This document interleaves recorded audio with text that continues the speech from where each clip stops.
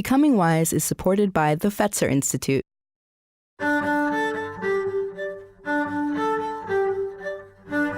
I've had hundreds of big conversations, and my conversation partners share wisdom I carry with me wherever I go. Archbishop Desmond Tutu is one of our wisest models on the territory of reckoning with wrongs from the past that infuse and haunt the present. In the 1990s, he helped galvanize South Africa's peaceful transition to democracy after decades of white supremacy as the law of the land. He chaired the Truth and Reconciliation Commission, or TRC. Its basic premise was that any person was eligible for amnesty if they would fully confess their crimes. Archbishop Tutu knew that saying "I'm sorry" is one of the hardest things for human beings to do, and he did not expect the human redemption that would surface on this stage. This is Becoming Wise. I'm Krista Tippett.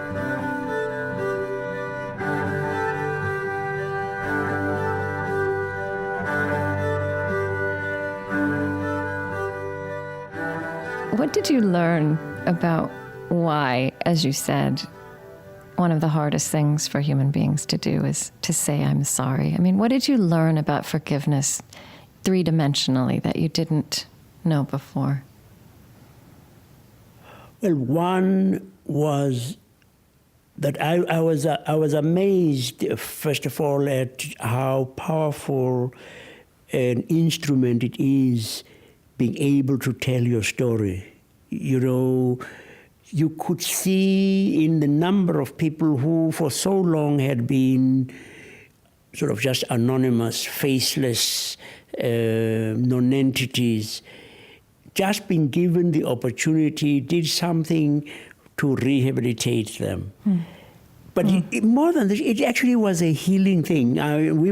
We had a young man, a black young man who had been blinded by police action in his township, and he came to tell his story.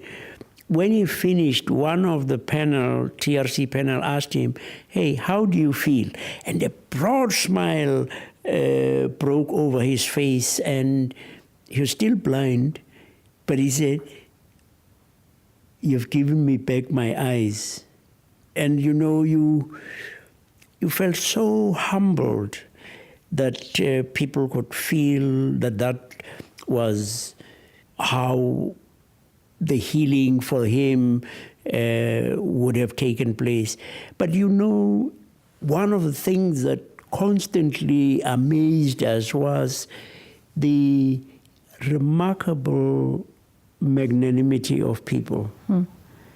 All people, black, white, Africans and Americans. I mean, human beings can leave you speechless, really.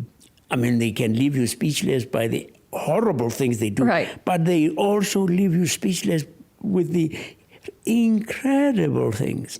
We saw so many times people who ought to have been bristling with bitterness and anger, when they meet the perpetrator, actually being able to embrace.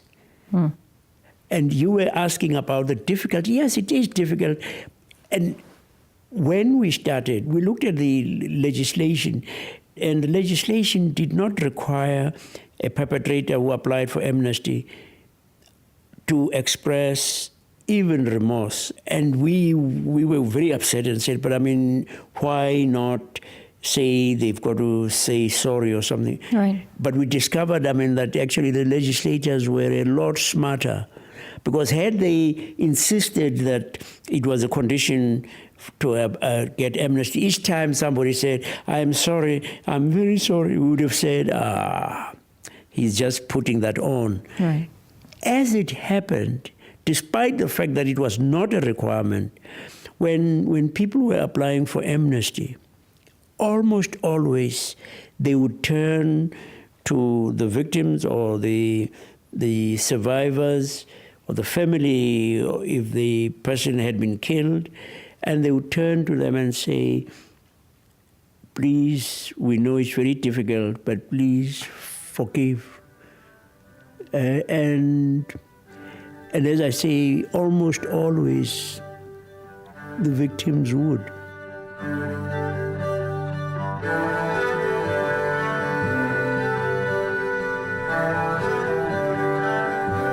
Archbishop Desmond Tutu was awarded the Nobel Peace Prize in 1984. He's written numerous books for adults and children, including The Rainbow People of God and, together with his good friend the Dalai Lama, The Book of Joy. Becoming Wise is produced by Marie Sambilay, Lily Percy, and Chris Heagle at On Being Studios, which is located on Dakota land. And our theme music is provided and composed by Zoe Keating. This podcast is produced by On Being Studios in Minneapolis, Minnesota.